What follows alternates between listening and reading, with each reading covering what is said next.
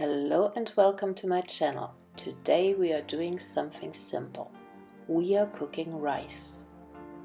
I made this video for all of you who have tried numerous times in the past to get it right, but we're less than happy with the results. So if you want to know how it works, stick around and I promise you that will change in the future. The first question is, what kind of rice do you want to cook? Depending on what you want, there are different kinds of rice, and cooking may differ as well. What I'm cooking today is the rice you use as a side dish. For that I need white long rice, and I use basmati. The next question is rice cooker or pot. Basically, a rice cooker is a pot.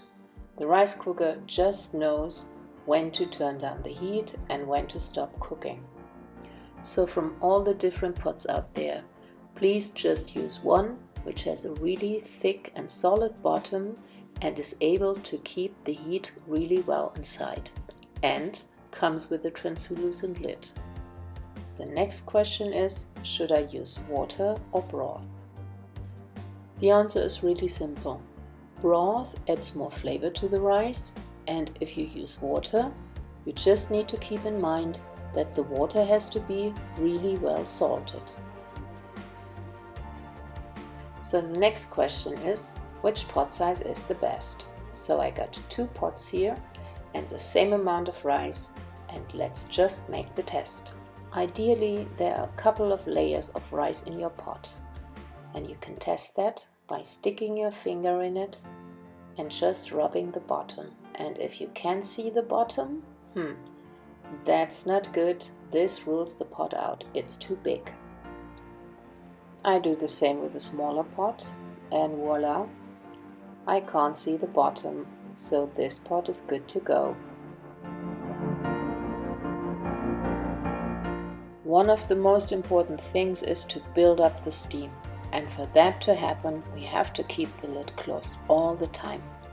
By using a translucent lid, you are going to be able to monitor what's going on inside your pot, and that's crucial for the first 3 minutes after you added the water to the rice. We have to either wash the rice at least 2 times or we fry the rice before cooking to get rid of the starch. Otherwise, it will get sticky and clumpy. I prefer frying the rice before cooking to add more flavor and to make the rice even grainier. For that, I use an extra virgin olive oil, which I heat up first before I add the rice. For this amount, 200 grams of rice, which equals 7 ounces or 1 cup, I put in 1 good teaspoon of salt. I can now start frying the rice by moving it around for a couple of minutes until the rice and the pot got nicely heated up. And then I fill it up with hot water. The ratio is 1 pot of rice and 2 pots of water. By adding hot water, everything boils up immediately. I close the lid and I reduce the heat to 50%. Now the most important 3 minutes start. In these 3 minutes, the water will evaporate and the steam is going to build up, and that is why you can't open the lid. Technically, the correct term would be rice gets steamed and not cooked.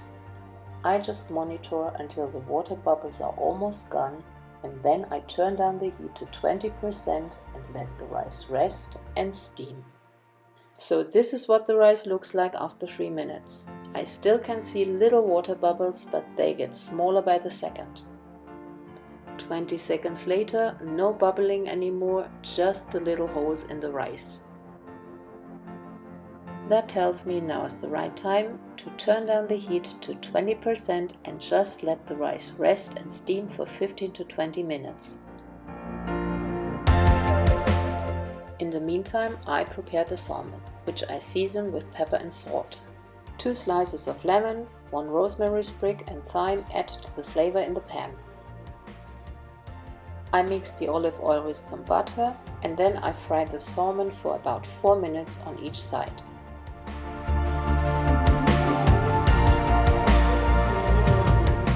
The lemon and the herbs go into the pan with the salmon.